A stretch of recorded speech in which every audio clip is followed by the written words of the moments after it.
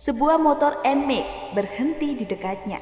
Dengan cepat, pengemis muda itu naik dan melesat pergi. Mengemis bukanlah bentuk kemiskinan, melainkan strategi ekonomi yang menguntungkan. Penghasilan dari mengemis jauh melebihi UMR Surabaya. Mungkin kita pun perlu merefleksikan diri, apakah kita terlalu mudah terperangkap dalam taktik-taktik yang disamarkan sebagai permohonan belas kasihan. Di Malang, pengemis abal-abal menjamur. Malam itu, Baim duduk di luar warung mie ayam sambil menunggu pesanannya. Tiba-tiba, seorang pengemis muda berdiri di pintu warung, mengulurkan tangan.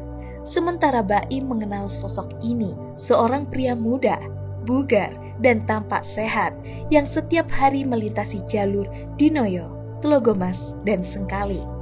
Baim tahu pria ini bukan orang miskin. Tak memberi uang, pemilik warung hanya mengucapkan tuman dan pengemis itu pergi. Namun, tak jauh dari situ, sebuah motor NMAX berhenti di dekatnya. Dengan cepat, pengemis muda itu naik dan melesat pergi. Di malam yang sama, Baim melintas di depan kampus Universitas Muhammadiyah Malang. Tiba-tiba, seorang perempuan muda mengenakan kaos, celana jeans, dan masker muncul dari kedai kopi. Ia membawa kotak yang tertulis nama sebuah yayasan. Dengan cepat, ia melangkah ke tepi jalan. Tak lama kemudian, sebuah motor Vario hitam berhenti. Dengan perempuan itu segera naik ke boncengan. Motor itu melesat pergi, meninggalkan keheranan di hati Baim. Fenomena ini tak hanya terjadi di Malang.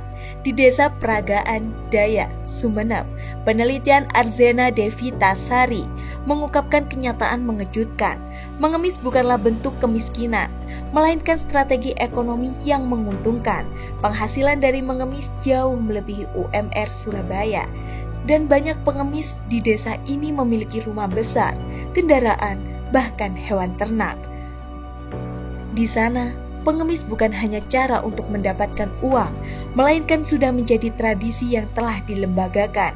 Ada dua tipe pengemis, yang konvensional dengan penampilan lusuh dan yang non-konvensional dengan penampilan rapi, membawa kotak yayasan atau surat sumbangan. Lebih menarik lagi, banyak pengemis bekerja sama dengan oknum lembaga sosial atau keagamaan dengan menggunakan proposal sumbangan fiktif.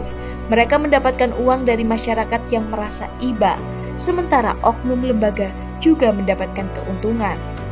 Fenomena ini yang disaksikan Baim adalah gambaran dari sebuah sistem yang lebih luas, di mana mengemis bukan lagi soal kemiskinan, melainkan strategi penipuan yang terencana dengan baik.